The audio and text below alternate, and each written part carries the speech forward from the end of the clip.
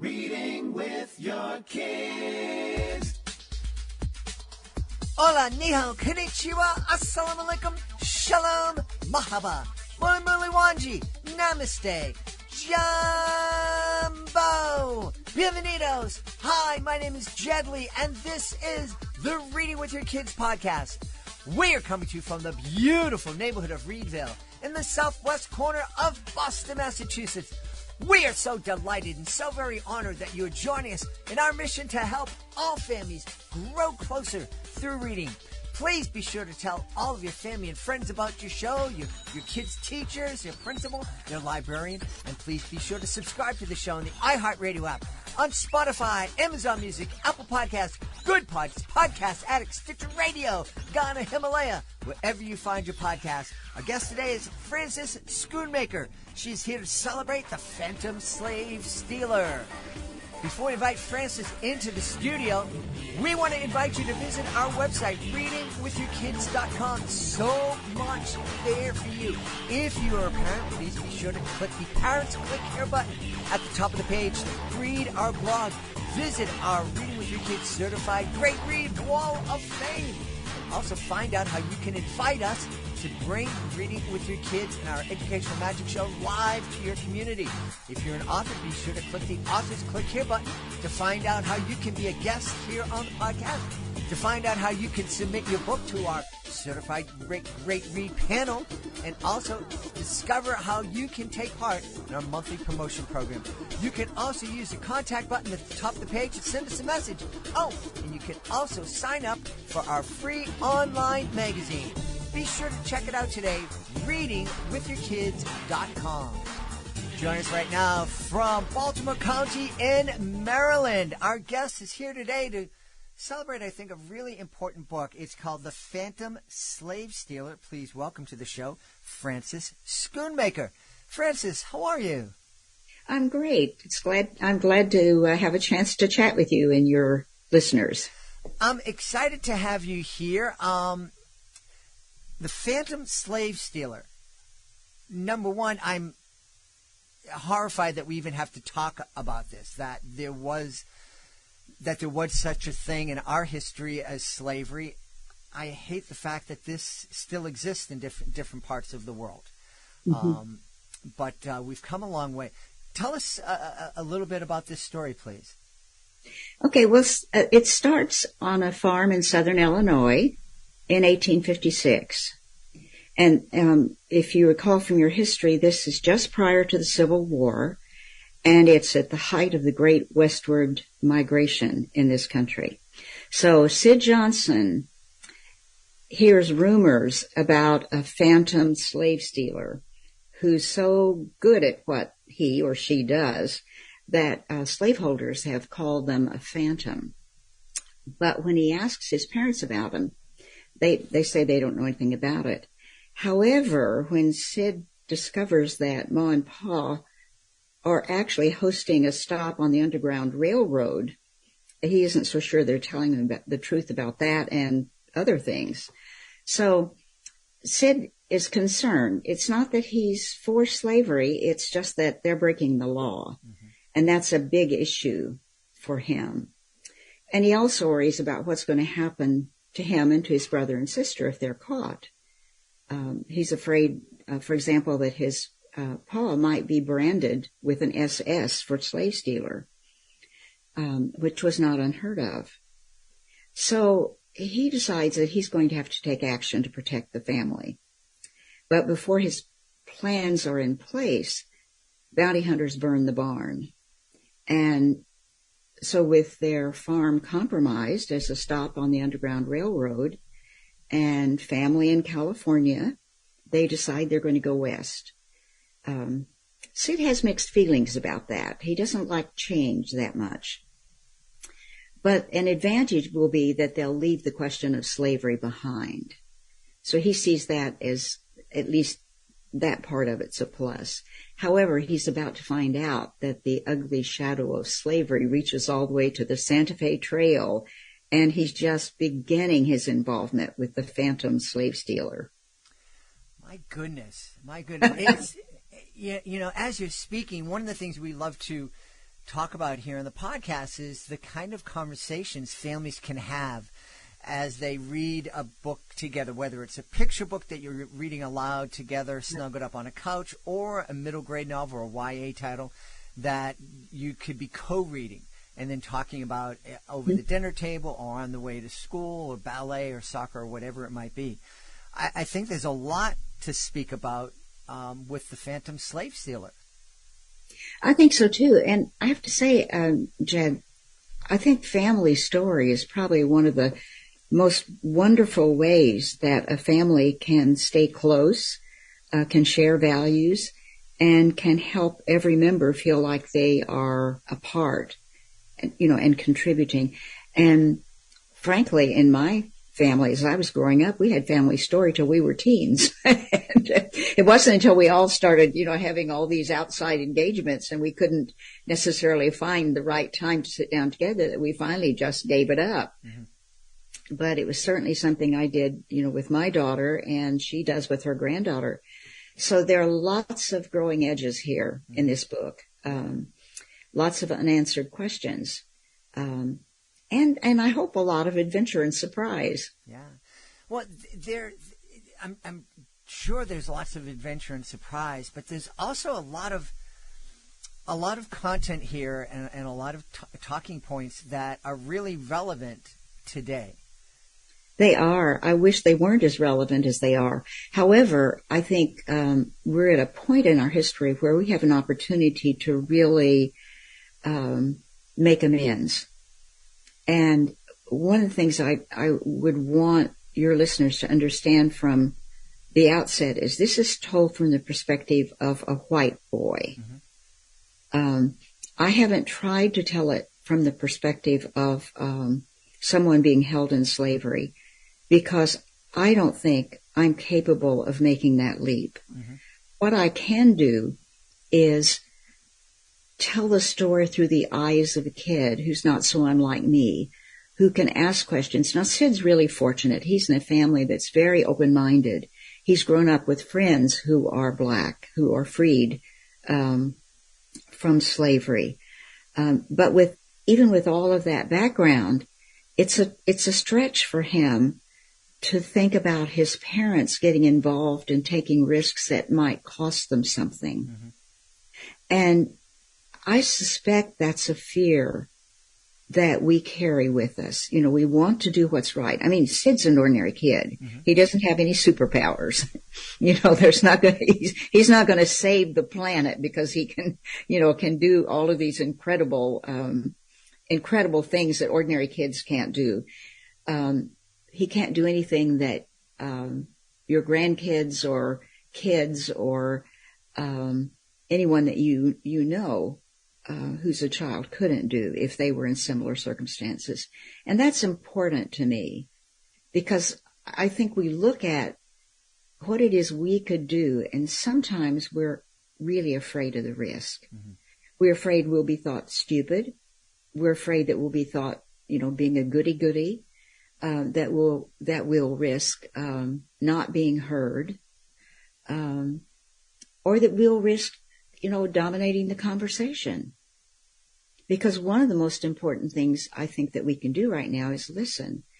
And if we can teach our children, through the interactions around story and what it teases out, to really be able to listen to other, that is going to reduce conflict. And it's going to enrich us. Mm-hmm. Mm-hmm. That idea of being heard and hearing other people, it is so valuable, and I think that's a really important lesson that we can teach our kids, is to really show respect and empathy by listening. Mm-hmm. Now, in the book, Sid starts out by eavesdropping. He's really listening. He hears a shot. He wakes up in the night. He wants to know what's going on. And he overhears his parents talking about things that are a bit over his head, but not entirely. And, he gets a little impatient because they're going on and on about politics, and he has enough of politics, as do we all sometimes. And, and, but he's trying to hear the good bits to figure it out. And that's not a bad analogy for, what happens to young people as they're growing up. There's a lot of figuring out going on. Mm-hmm.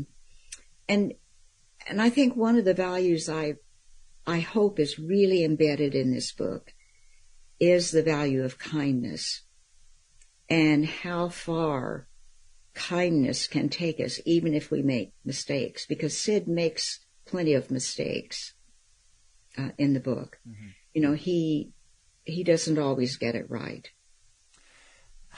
Neither do I. Yes, that's really an important life lesson, isn't it? I just keep trying to grow up. Boy, if you figure it out, let me know, because I think my wife has given up on me growing up. I think that these are all really important lessons. I mean, it's certainly helping our kids get a true sense of history and of what went on at that time, and the fact that there were people that were fighting and risking a lot to save people who were enslaved. Right. And there are also people on the other side who are doing horrific things.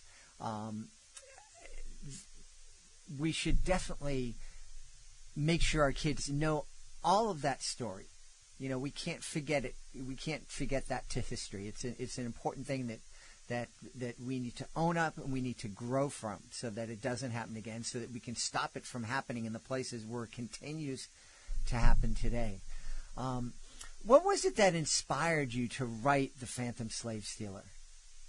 Well, it started out, I'm a retired professor, and so and my research training was in historical methodology. So I have this background, and a lot of my scholarly research was, historical.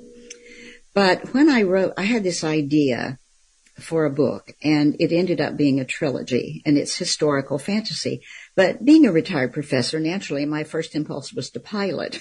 So I piloted the first book in urban and suburban classrooms, and they were classrooms of convenience where I either knew someone who was willing to read it.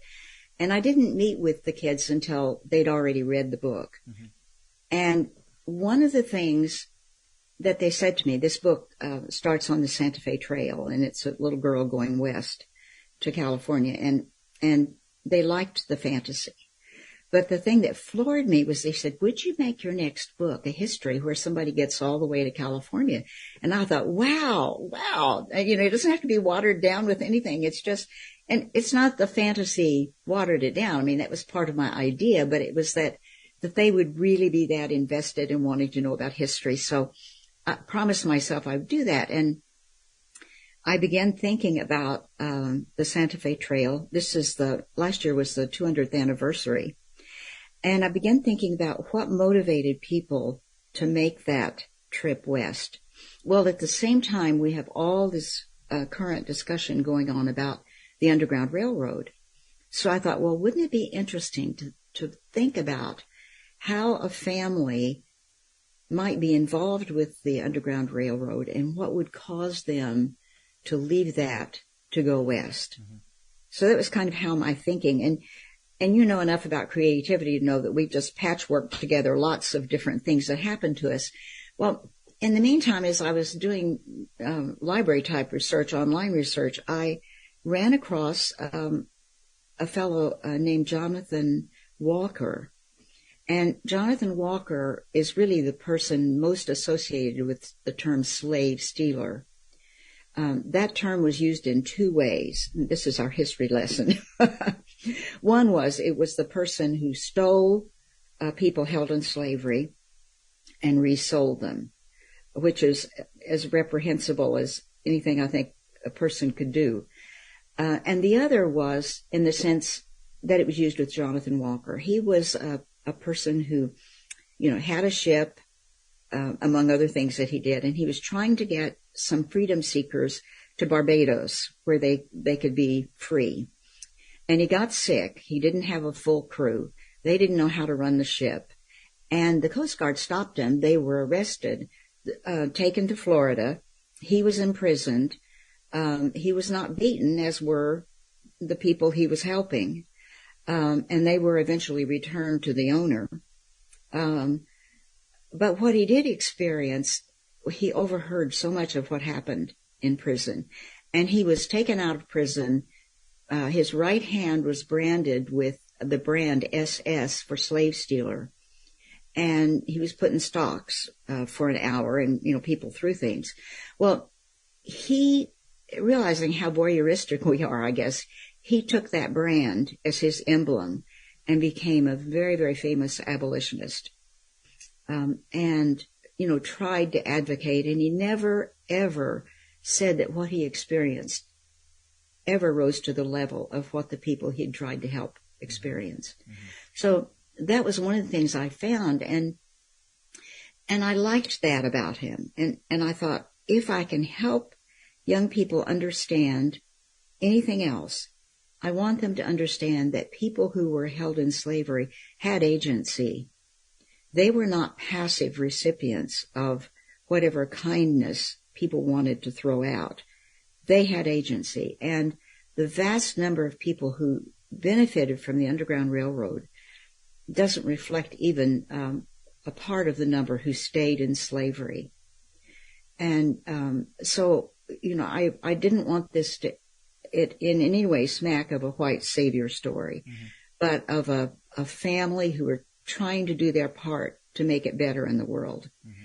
and who recognize with humility that what they're doing is such a small piece of what needs to be done. But a small piece is important, and I think that's what we can grasp is if we sit around saying that a job is not big enough to do, then nothing gets done. Mm-hmm. So much to think about there. It's really powerful, really challenging. And I think that this is something that our kids need to hear, and we need to talk about with them. And, and the other thing is, nobody bails him out. I mean, they bail him out all the time. He's constantly getting into something, but,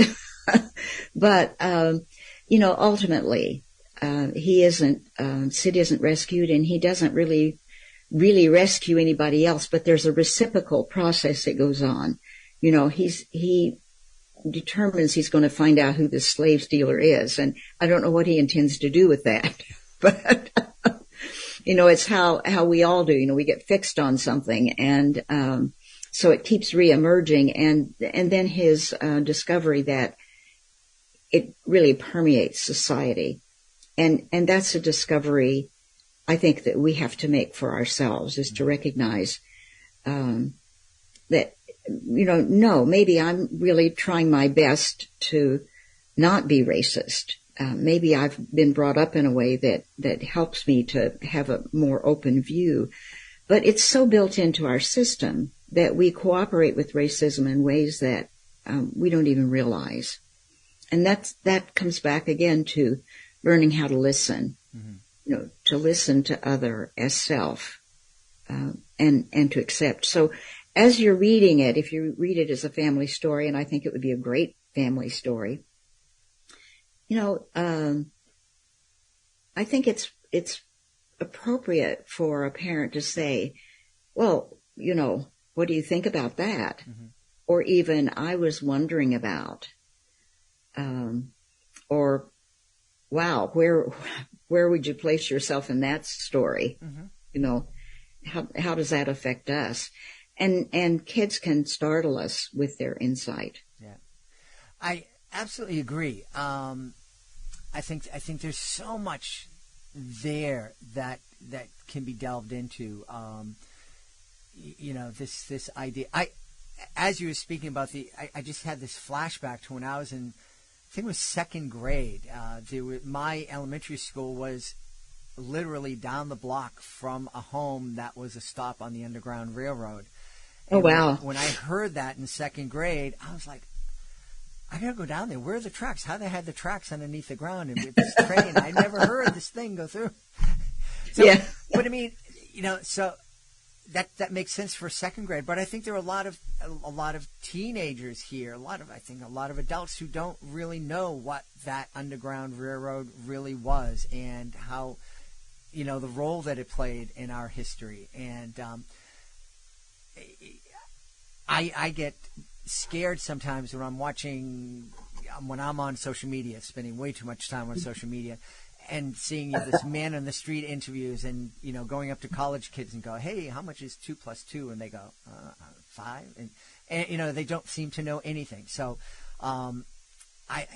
it's, we've said this here on the podcast, parents are kids' first and most important teachers. And I think that this teaching about history and about our values is something that's our job to do. And I think that this sounds like a beautiful book, a beautiful story that can help us launch all sorts of conversations about those values.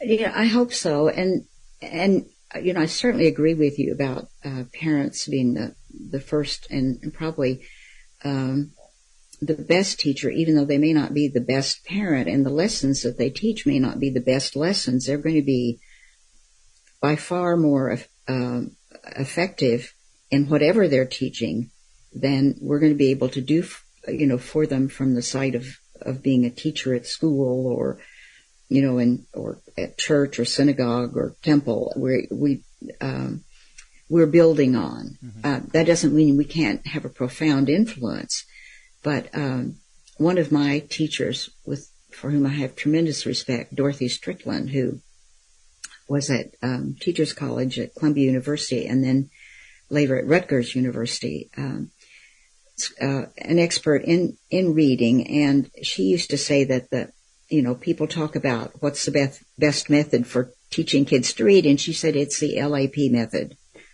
Put them on your lap and read.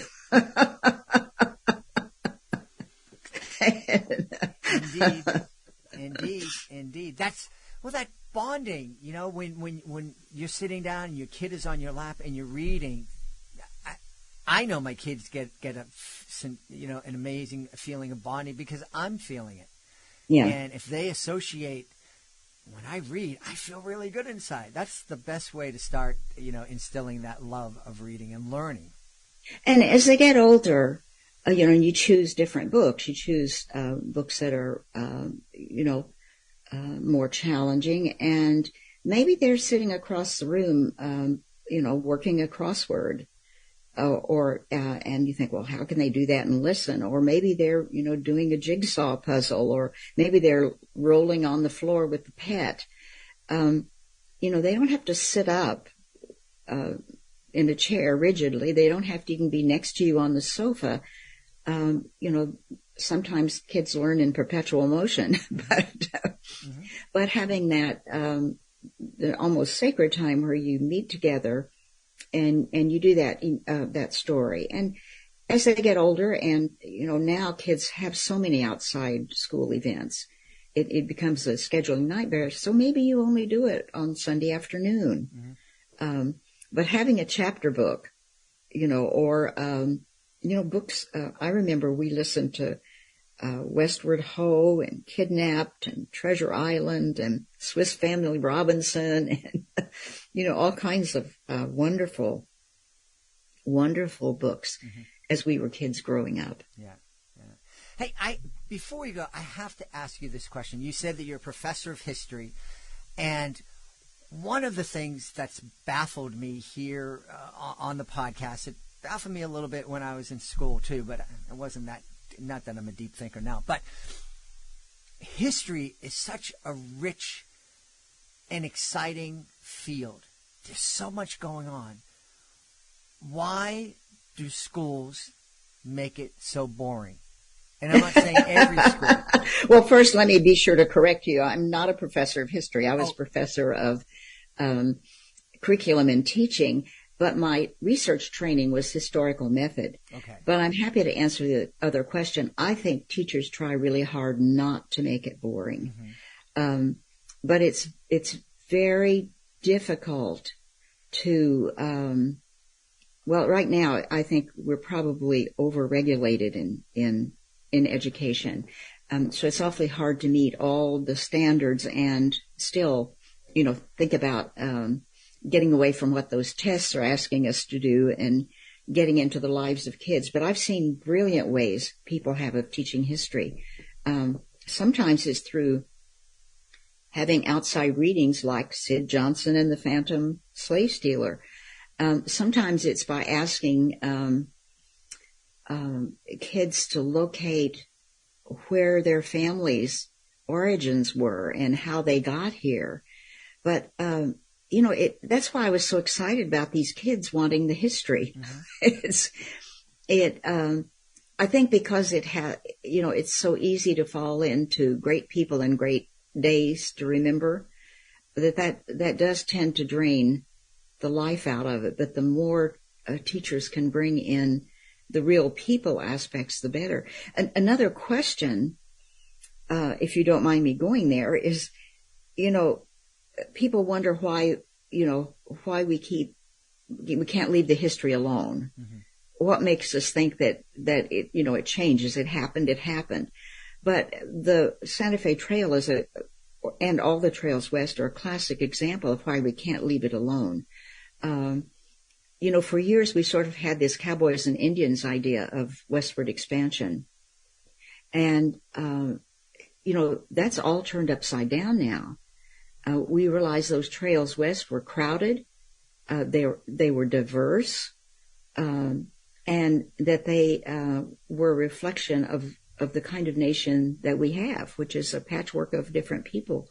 And why didn't we know that? Well, a lot of what we had to go on were sort of, letters that people wrote home. And quite often they laundered what was happening. So you get these idyllic, descriptions of how beautiful the scenery is and how wonderful it is, which you're likely to do if everybody told you were crazy for going west. Mm-hmm. You don't want to prove them right. Or you get the horror stories about the attack by Native Americans. And not that those things didn't happen, they did, but they were not the whole story. Mm-hmm. And so as we find new information, new records, new sources, then our idea changes. And it's sort of like our ideas about science change, because we're constantly digging, and the more you dig, the more you discover. So I know we all would like to have anchor points where we can feel things are certain and the ground isn't always moving under us. But the fact is, the world turns. Mm-hmm. Mm-hmm. The ground under us is never steady. It's helping our kids learn to keep their balance, realizing that the ground underfoot's never going to be steady. Yeah. I think one way we might be able to do that, and this is certainly something I came to appreciate over the pandemic, is to use the term right now. As far as we know right now, the best thing to do is X. As far as we know right now, this is what happened back in that time. Anytime someone comes to me and says, I know the answers, and it is this, and this is the only way to do it, and this is the only way to think, and you have to follow it. And then the same person comes back a week later and said, all right, now this is the way to do it. Yeah, it's crazy making. I get that. We all feel that way. On the other hand, would we really want to take, a strong laxative when we have this severe pain in our right side that we know now might be an indication of appendicitis, or do we want to go deal with it, maybe have the surgery? Because the science has changed on that. The information has changed. Is it always right? Well, yeah, we make a lot of steps on the way to finding out. And there are certainties. There are things we can anchor to. Mm-hmm. And one of those is love and kindness and those things that hold us together when things aren't certain. Yeah. But if we try to anchor ourselves on the certainty of history, well, I don't know if you have siblings, but I do. Mm-hmm. And it's remarkable how little my two brothers remember of what really happened to us when we were kids. And we're retelling family stories because we we all interpret them from our own frame. And of course I'm right, but I love them anyway. Right, exactly, exactly. Hey, where can we go to find out more about you and find out more about your amazing book? I have a website. I realize that Schoonmaker is not the easiest thing to remember. The website is Schoonmaker, SchoonMaker.com. But if people happen to not have a pencil and they forget that, then just do a search for Sid Johnson and the Phantom Slave Stealer, and they'll find out more than enough about how to reach me. And by the way, if they do, having heard the podcast, I would love to get a message from them on my comments saying that that's how they heard about the book. Awesome. That's always fun for me. Yeah. Well, we want to encourage everybody to send that message to Frances, and we want to thank her for being here. Our guest has been Frances Schoonmaker. Frances, thanks so much for being with us. It was really my pleasure, and best of luck to you. Please be sure to join us for the next episode of the Reading with Your Kids podcast. Our guest will be Dr. Colleen Kelly. She'll be returning to the show to celebrate the MC Detective Agency comic book series. This is an amazing comic book series that makes pretty complex chemical and chemistry ideas accessible to really young kids in 3rd, 4th, 5th grade. It's a fascinating conversation. You don't want to miss it. Hey, I want to thank the folks who made today's show so wonderful. Personally start by thanking our guest, Frances Schoonmaker. Please be sure to check out the Phantom Slave Stealer. I also want to thank my team, Fatima Khan, Rory Grady, Skylar Strout, Mirabella Q, Jordan Saley, Stephanie Davila. I want to thank my beautiful wife for all the support she gives me. Most of all, we all want to thank you. Thank you so much for taking the time to join us today, and as always, thank you so very much for taking the time to make the world a better place by reading with your kids. I'll be looking for you in the next edition of the Reading with Your Kids podcast.